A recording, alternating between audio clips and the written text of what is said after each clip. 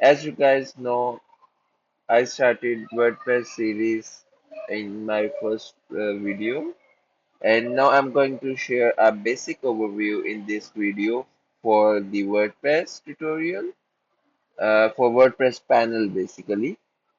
As you guys remember that in my last video, you we created installed WordPress on localhost with the directory name testwp. I hope you guys like it. So if you like it, can you please subscribe my channel and share with your friends and family members who want to learn about WordPress and to learn more about the programming languages. I'm going to create multiple albums, and after WordPress I'm going to make a series of the PHP and also about some front-end languages like HTML, CSS, React.js, etc. things. So stay tuned with my channel. Now let's start with the today's video about the WordPress panel.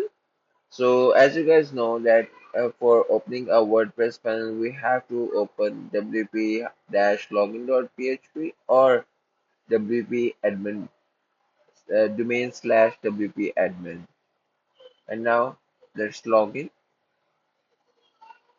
Yeah, here is a basic page, a main WordPress dashboard page where you can see a lot of widgets are in there, which is default one from the WordPress side, like it's about WordPress events and news, activities in your WordPress dashboard.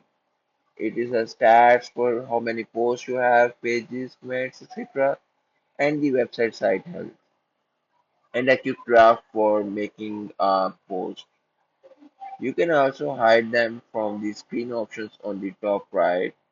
You can see that if I don't want to show a welcome screen, this welcome widget, then I just will uncheck this and it will hide it.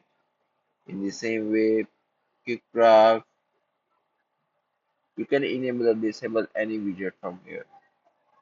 And in the updates, in this menu, you will get the all the updates, like updates about the WordPress core dashboard, updates about plugins, themes, every update you will find over here.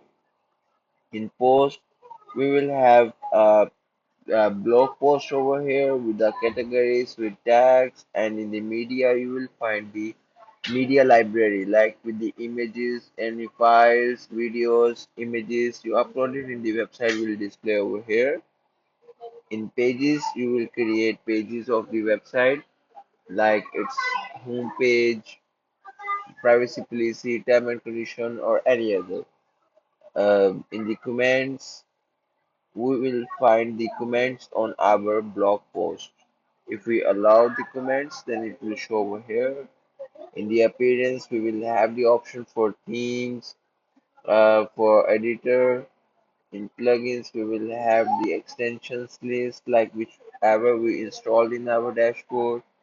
In the same way, in users, you will find the users list in our dashboard, which users are registered in our dashboard, like how many are administrator and the other roles. The file is definitely our login user profile.